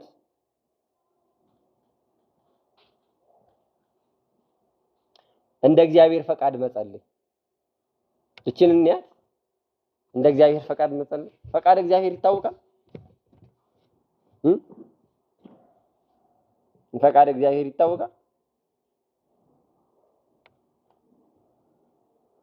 ይታወቃል ተብሎ የተነገረን አለ አይደል? በዚህ እየተባለ ፈቃድ እግዚአብሔርን ከስጋ ፈቃዳት ነፃ በሆነ መልኩ ነው መረዳት ያለብን። ለምሳሌ የወይን ጠርሙሱ ውስጥ ማር ልንከት ብንፈልግ መጀመሪያ የወይን ጠርሙሱ ምን መሆን አለበት? አይደለ? ቴስቱ የወይን ቴስት ሙሉ ለሙሉ መጥፋት አለበት። እንዲሁም አጥበን ምን እናደርገዋለን? እናሸተዋለን አይደለ? ማዕዛ ይኑረው አይኑረው የወይን ማዕዛ እንዳለው ስለዚህ ፍጹም እናጥበዋለን። ንጹህ መሆኑን ስናረጋግጥ ነው ማሩን አምጥተን የምንጨምረው። ፈቃድ እግዚአብሔርም እንደዛ ነው። ሙሉ ለሙሉ የኛ ፈቃድ መውጣት አለበት ከኛ ውስጥ። የኛ ፈቃዳ መዓዛችን መሽተት የለበት፣ መታየት የለበት። ስለፈለኩት ፈቃድ እግዚአብሔር ነው ልል አልችልም። ስለጠላሁት ፈቃድ እግዚአብሔር ነው ልል አልችልም። እኔ እዚህ ጉባኤ ላይ መምጣት ፈልጌ እግዚአብሔር ፈቅዶልኝ ነው አይደለም። የኔ ፈቃድ መውጣት አለበት። ሳልፈልግም መምጣት አለብኝ። ፈቃድ እግዚአብሔር መሆኑን ይታወቃል። ስለዚህ እንደ እግዚአብሔር ፈቃድ መጸለይ ማለት እንደ ሐሳቡ ክርስቲያኖች የተነገረን ቅድም ነገርኳችሁ። አሁን እኔ እግዚአብሔርን ፈቃድ ምንድነው ብለው ከንጽህና ያንጻር እንኳን ኃያሉን እግዚአብሔርን ይቀርና ቅዱሳኑ እንኳን ለኔ ሊገለጡ አይችሉም በዚህ ንጽህና። ስለዚህ ምንድነው ለኔ የሚነግረኝ በመጽሐፍቱ ነው። በመጽሐፍት ሐሳብ እግዚአብሔር ምን እያዘዘኝ እንደሆነ እረዳዋለሁ። በመጽሐፍቱ እየነገረኝ ያለው ተከል ማለት ድምጹን ቀንሶ እንደመንገር ማለት በለሆሳስም በሉት በሹክሹክታም በሉት እግዚአብሔር በመጽሐፍቱ እየነገረኝ ነው። ፈቃዳቱ እዛ ላይ ተመዝግቧል። እኔ ምን ማድረግ እንዳለብኝ የዘላለምን ሕይወት ወርስ ዘንድ ምን ላድርግ አለ። ትእዛዛትን ፈጽማለሁ። ይሄ የተጻፈ ጉዳይ ስለሆነ አትበድል፣ ሰው አትክፋ፣ የጎልማሳ ሚስት ላይ አትሂድ፣ የባልንጀራን ገንዘቡን አትመኝ፣ አታመንዝር፣ አትስረቅ፣ በሐሰት አትመስክር፣ የሰው ነፍስ አትግደል፣ እናትና አባትን አክብር ብሎ አዘዘኝ። ፈቃዳቱ እነዚህ ናቸው። እግዚአብሔር እንደ ፈቃዱ መጸለይ። የኔ ሐሳብ ይሄ ነው ያንተ ሐሳብ እንዴት ነው ብሎ እንደመጠየቅ ማለት ቢሆንልኝ ደስ ይለኛል፣ ቢደረግልኝ ደስ ይለኛል። አባቴ ነኝና ወደ አንተ መጥቻለሁ። እኔ ፍላጎቴ ይሄ እንዲሆን ነው። ስለዚህ አሁን ምን ያንተ ፈቃድ ነው። ስለዚህ ምን ይሁን ብሎ እግዚአብሔር እንደመጠየቅ ማለት ውጤቱ ምንም ይሁን በደስተኝነት መቀበል፣ በጸጋ ሲሆን በደስተኝነት ደስ ተሰኝተን እና እንደ እግዚአብሔር ፈቃድ መጸለይ። የሚጠቅመንን ነገር እግዚአብሔር ከልክሎናል። አንድ አባው እንዳለ ማለት እኔ ከመረጥኩት ጣፋጭ ይልቅ እግዚአብሔር የሰጠኝ መራራ ይሻለኛል አይደል? ወይ መድኃኒት ነው ማለት ነው እግዚአብሔር እየሰጠኝ ያለው እኔ ከመረጥኩት ጣፋጭ ይልቅ። ቅድም ባልኳችሁ ህሊና አስቡት። እኛ ምን ጊዜም ህሊናችን ደህና ነገር አያስብም። በእግዚአብሔር ፊት ሲታይ ተራ ነገር ነው ብታስቡ። ሙሉ ከተማውን እኮ ነው ቀኝና ግራውን አይለይም ያለ አረጋዊ አለ፣ ምሁር አለ፣ ምሁር ነኝ ብሎ በከተማው ውስጥ ያለ ባለስልጣን አለ፣ ልጅ አለ፣ አዋቂ አለ። ግን ቀኝና ግራውን አይለይም። በእግዚአብሔር ዘንድ እንደዛ ነን። ምን እየመረጥን እንደሆነ አናውቅም። ከምርጫችን በኋላ ያለው ነገር ምን እንደሆነ አይታየንም። እኛ የምናየው እዚህ ድረስ ነው። አቅማችን ስለሆነ ነው። በነገራችን ላይ የሥጋ አቅማችን ስለሆነ እና ንስሐ በመግባት መጸለይ ነው። ሌላው አዳጊ በቀል ነው፣ ይቅር ባይነት ነው። በጸሎት ውስጣችን ማለት ይሄ ይቅር ባይነት ማለት አሁን ሰው እግዚአብሔር ፊት ቂም ይዘን መቆም የለብንም። አሁን አገልግሎቶቻችን ዝማሬዎቻችን ከቂም የራቁ ናቸው። ሰንበት ተማሪዎች እና ከቂም ርቀን ነው እያገለገለን ያለ ነው ወይስ ቢቀበለው ብለን እያገለገልን እንደ ቃየል? እንደዛ ይመስለኛል። ግን ከልቦ ምንድነው ለመስጠቀይም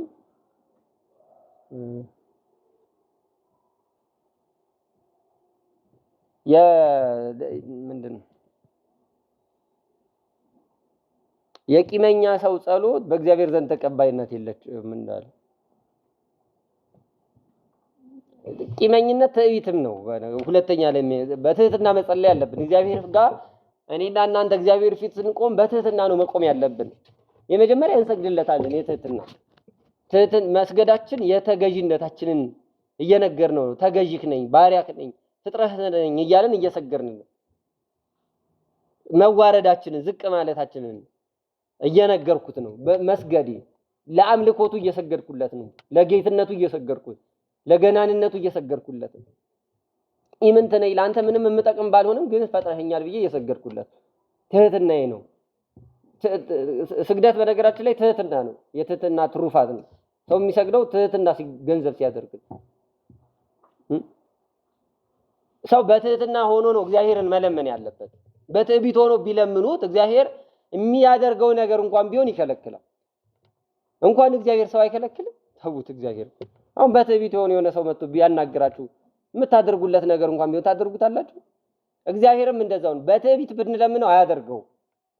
በትህትና ውስጥ ሆነን የምንለምነው ልመና ነው። ራሳችንን ዝቅ አንሰ እፄ ወአኮ ሰብእ፣ እኔ ትል ላይ ሰውም አይደለሁም እንዳለ፣ እኔ ደግሞ ጭንጋፍ ነኝ እንዳለ ያ የብርሃነ ዓለም ቅዱስ ጳውሎስ። እንግዲህ እኔ አመድና ትቢያ ሰውን አንድ ጊዜ ንግግሬን ከአምላኬ ጀምሬያለሁና እንደው አትቀየመኝ በከተማ ውስጥ እያለ ደግሞ እንደተናገረ እንደ አብርሃም ሰው ራሱን ዝቅ አድርጎ፣ እነሱ እኮ ዋናውን ተናገሩብን። እኛ ምን እንደምንናገር እኮ ግራ ገባለትና ካልደገም ነው በቃ ዝቅ አድርጎ እግዚአብሔር ፊት ምንም የእጅ ፍጥረት ብሆን የማይገባኝ ነገሮችን አድርገህልኝ በማቆምህ እያለን እየለምን በእውነቱም ከሆነ ምንም የሚገባን አይደለንም። እንደ አምላካችን ገናንነትና ልዕልና ከሆነ እኔና እናንተ የሚገባን አይደለም። እኔ የክርስቶስን ሰው መሆን መሞት መንገላታት እንደ ቀላል ነገር ወይም የጊዜ ጉዳዮች አድርገን እንዳናስበው ክርስቲያኖች፣ ሰማይን ያስጨነቀ ነው፣ ምድርን የረበሻት ነው። ፀሐይ ጸልመ ወበረደ ደህመ ከሆነ ወከዋክብት ወድቆ ፍጡነ፣ በሰማይ ያሉ ኃይላትን ያስጨነቀ ጉዳይ ነው ይላል ደግሞ ርቱ ሃይማኖት በዛ በድርሰቱ ላይ።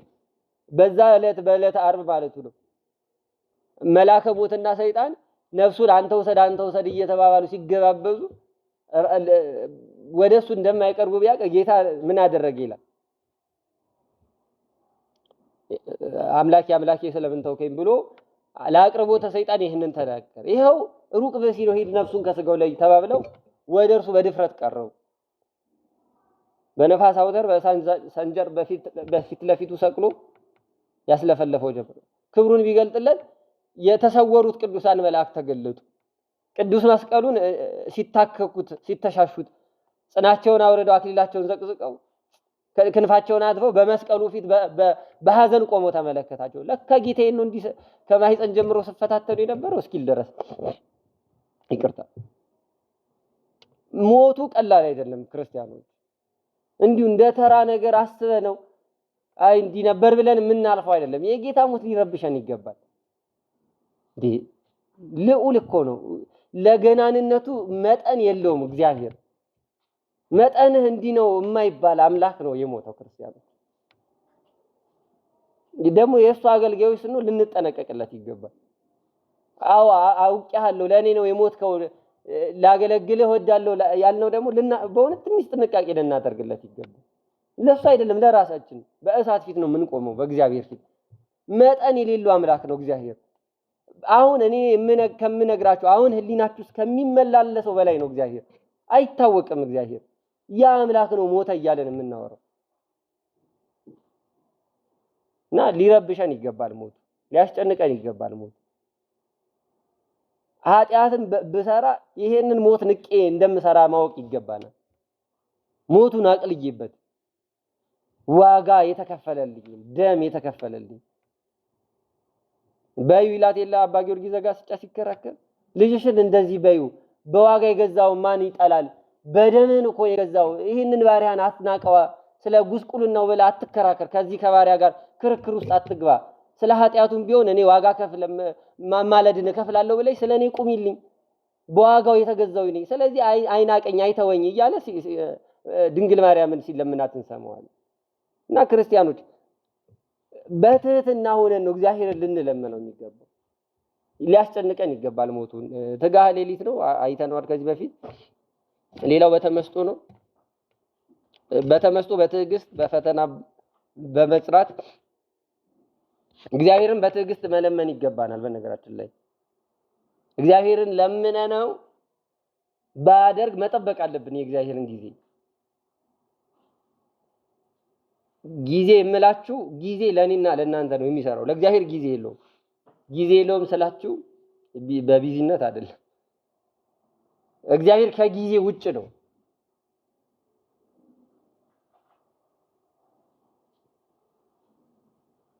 ትላንት፣ ነገ፣ ከነጎዲያ፣ የዛሬ ዓመት፣ ባለፈው ዓመት፣ እንዲህ ዓመት ምንለው እኔና እናንተ ነው። እግዚአብሔር የዛሬ ዓመት ብንለው የዛሬ ዓመት የቱ ነው? ለእግዚአብሔር የለውም ጊዜ። ሃሌሉያ። ምንድነው እዚህ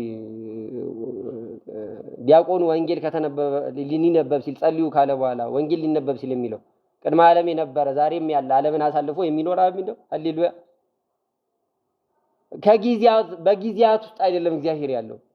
ጊዜያትን ይዟቸው እንዴት ልግለጥላት? ያውቀዋል እግዚአብሔር። በቃ እስከ ዓለም ፍጻሜ የሚሆኑትን ሁሉ ድርጊቶች ህሊና ውስጥ አሉ። በእግዚአብሔር ሐሳብ ውስጥ አሉ።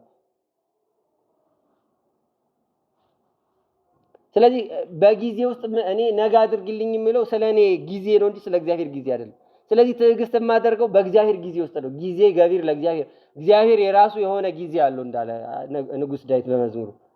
ስለዚህ በእግዚአብሔር ጊዜ ውስጥ ትዕግስት ላደርግ ይገባኛል፣ ልጠብቀው። ትዕግስት የምላችሁ እግዚአብሔር ከዚህ በኋላ ምን ያደርግልኛል? አሁን ለምሳሌ የሆነ ነገር ለመንኳችሁ፣ ለዛሬ 10 ሰዓት የምፈልገው ዕቃ በጠይቃችሁ መድረስ ያለበት ከ10 ሰዓት በፊት ነው የእናንተ ዕቃ እኔ ጋር። እግዚአብሔር ጋር እንደዚህ አይነት ጉዳይ የለም። ሞተንም ቢሆን ቀስቅሶ ሊሰጠን ይችላል። አብርሃም እና ሳራ ይስሐቅን የለመኑት ብዙ ዓመታት ነው።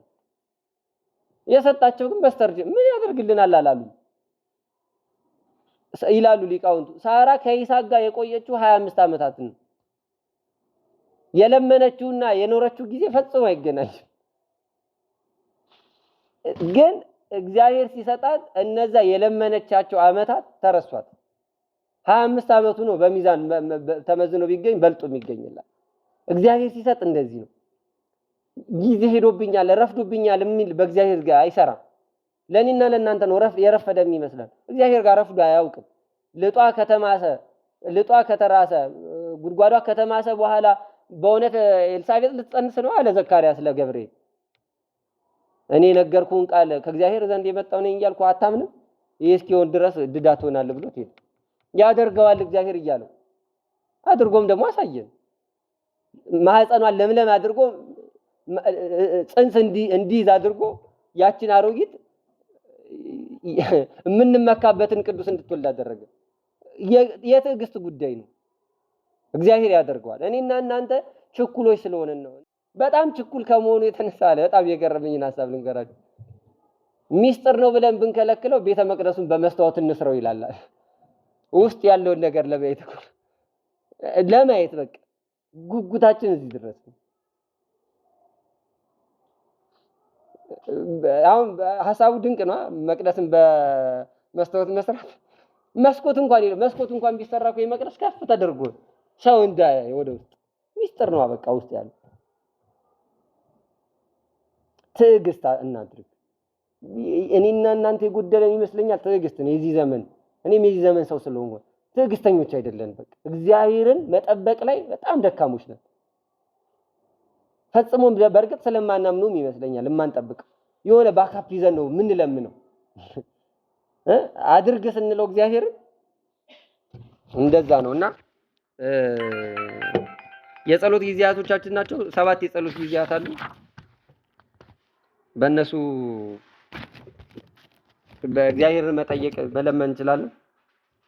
የወጣትነት ተግዳሮቶችን እና ተመስጦ አለ። ተመስጦ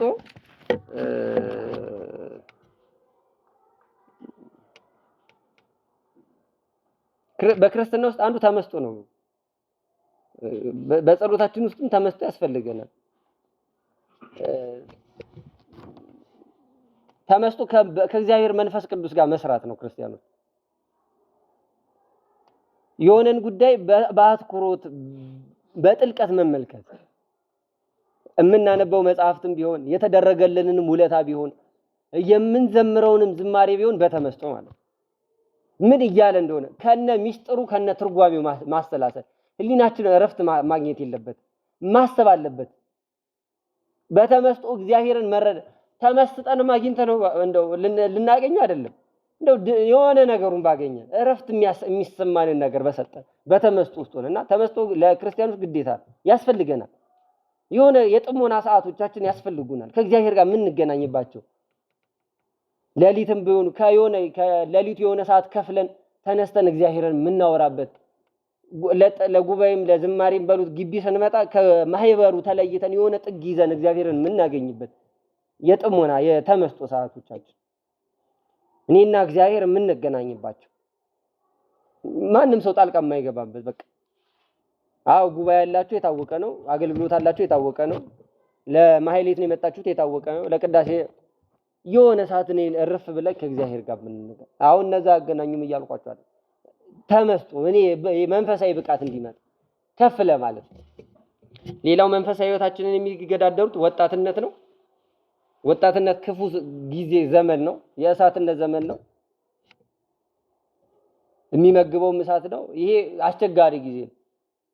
አስቸጋሪ ጊዜ ሆነው ከዘመኑ ጋር ተደምሮ እኔና እናንተ ላይ አስቸጋሪ ጊዜ አድርጎ ኃጢአትን ደጃችን ላይ ያመጣልን። ስለዚህ ፈተና በጣም አያለው ማለት ይህንን የወጣትነት ዘመናችንን ድል እናደርገው ይገባል። በቃለ እግዚአብሔር ራስን ዝቅ በማድረግ የሚደረስባቸዋል ተብሎ በማሰብ በትዕግስት በጽናት ፈታኝ ነው የታወቀ ነው። አብነት የሆኑንን በመመልከት እና ዮሴፍ እና ጊዮርጊስን ወጣትነታቸው ምንም ሳያሳሳቸው እውነት ገርማሉ እኮ እናንተ። እንዴት ሰው ጥቂት አያስብ? ምንም የወጣትነት ዘመኑ ምንም ቁም ነገር ውስጥ ሳይገባ ሄዶ መማገድ። አብነቶቻችን እነ ጊዮርጊስ እና በወጣትነት ራሳችንን ወደ እግዚአብሔር ማቅረብ በኋላማ በምርኩዝም ቢሆን መምጣታችን አይቀርም። ሌላው የአቻ ግፊት ነው። የጓደኛ ተጽዕኖ ማለት የሚገርማችሁ እግዚአብሔር ምን ያህል እንዴት ብዬ ልግለጠው ይሄን ቋንቋ?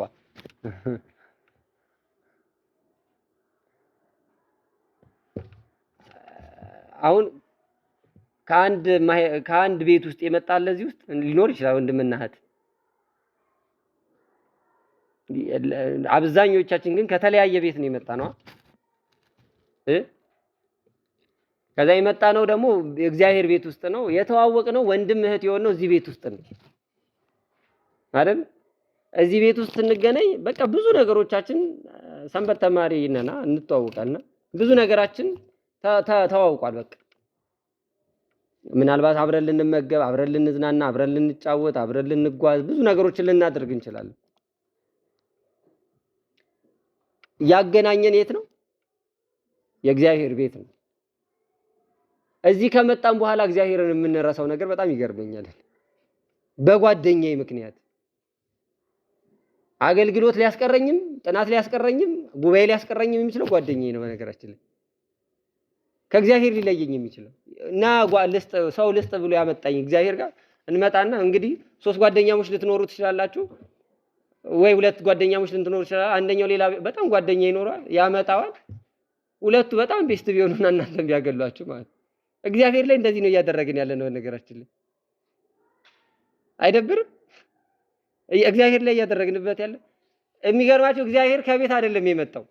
እኔና እግዚአብሔር ከማህፀን ጀምሮ የማውቀውን እግዚአብሔርን ከእናቴ ማስቀድሞ መልኬን ሳታውቀው መልኬን የሚያቀኝ እግዚአብሔርን ነው እኔ እየተውኩት ያለሁት ለጓደኛዬ ብዬ። በጣም ውርደት ነው ክርስቲያን። በቃ ጓደኛ ነው፣ የታወቀ ነው። አጥሉት እያልኳቸው አይደለም። ቦታ አለው ለሱ፣ ዋጋ ይከፈላል ለጓደኛ የትኛውም ድረስ የታመነ ጉዳይ ነው። ክርስትናውም ስለሚያዘን ግን ከእግዚአብሔር አይበልጥም። የሰጠኝ እግዚአብሔር እናንተንም የሰጠኝ እኮ እግዚአብሔር ነው። ሊነሳኝም የሚችለው እግዚአብሔር ነው። ብትርቁኝም ሌላ ሊያመጣ የሚችለው እግዚአብሔር ነው። የአቻ ግፊት በፍጹም በዚህ ልክ አስቡ። ከእግዚአብሔር የሚበልጥ አካል ፈጽሞ ሊኖር እናት አባት አይበልጡም እኮ። እናቱ ወይም አባቱን የሚል ለእኔ ሊሆን አይገባም ነው ያለኝ ሲጀምር።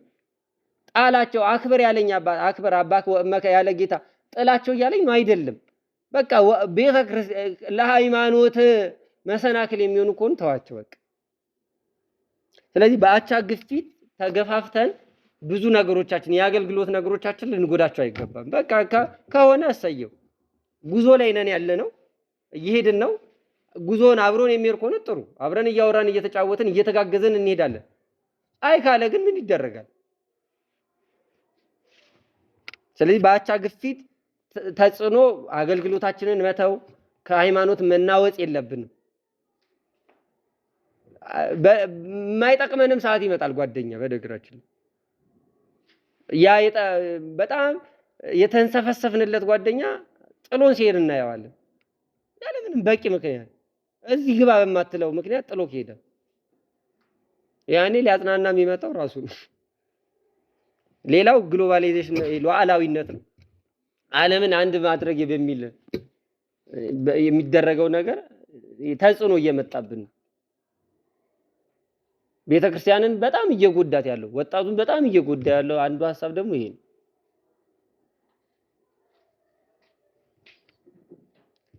መንፈሳዊ ዝለት በመንፈስ አልዛለም። ሌላው ችግር ድህነት ነው ለመንፈሳዊ ህይወታችን ማለት ችግር ድህነት፣ ስራ ሰርቶ ገንዘብ አለማግኘት። በነገራችን ቤተክርስቲያንን እየጎዳናት ያለ ነው። ሌላው አንዱ ይሄ ነው። በኢኮኖሚ ጠንካሮች አይደለን፣ ሰነፎችና ስራ ፈቶች እየመሰለን ያለንበት ጊዜ። መስራት አለብን፣ መጠንከር አለብን፣ ቤተክርስቲያንን መደገፍ አለብን።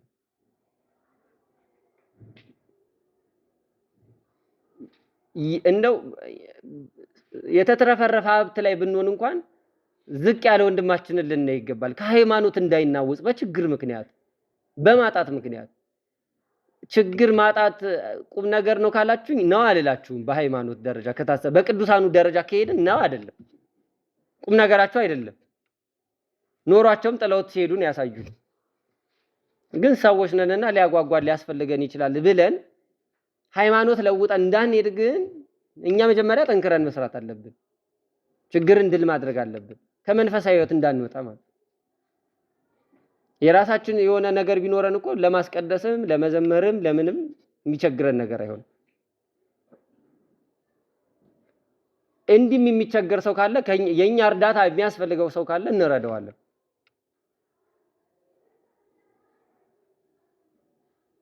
ስለዚህ ይሄ አሁን ገንዘብ ኃጢአት ነው እያልኳችሁ አይደለም። የሚያስፈልገን ጊዜ አለ። ከእግዚአብሔር በልጦብን አይደለም፣ የሚያስፈልገን ጊዜ አለ። ቤተ ክርስቲያን የምትከበረው አህዛብ እኮ በዚህ በልጡናል። በነገራችን ዓለምን እየገዛ ያለውን ነገር ማየት ነው። ማሸነፍ ባለብን ልክ ሄደን ማሸነፍ አለብን። ሃይማኖታችን ያሸንፋል፣ ምንም ጥያቄ የሌለው ጉዳይ ነው። እኛ እዛ ሃይማኖት ልዕልና ላይ ደርሰናል ወይ? የምታሸንፈው ሃይማኖት ላይ ነን። ስለዚህ ወንድሞቻችንን መርጃ የሆነና የተቸገሩትን ከሞቱ ከስንት ዘመናቸው በኋላ እኮ ደውለን ጉባኤ አትመጡም የምንላቸው ከዛ ሞተዋል የሚባል ደግሞ እንደኛ ሰንበት ትምህርት ቤትም አለ። ሞታለች እኮ የተባለ የት እንደወደቁ ማናቃቸው ከጎናችን ስናጣቸው ምንም የማይመስል ቸግሯቸው እና መስራት አለብን ነው ሐሳቡ። በዚህ ምክንያት ከሃይማኖት መናወጽ የለብንም። ይሄ የልቦና ድክመት ነው። በግለሰቡ ቢጠየቅ እግዚአብሔር ጋር ቢጠየቅ የልቦናው ድክመት ነው፣ ይጠየቅበታል። ግን እኛ ግን ያን ምክንያት ማራቅ አለብን። ሌላው ይሉኝታ ነው። በይሉኝታ ምን ሰዎች ምን ይሉኛል ፋራ እንባላለን ምናምን እና ይሉኝታን ማስወገድ አለብን። ዛሬውም ላይ በጣም ሰዓት ወሰርኩኝ አልፏልም እንጂ እና አገልግሎት ነው።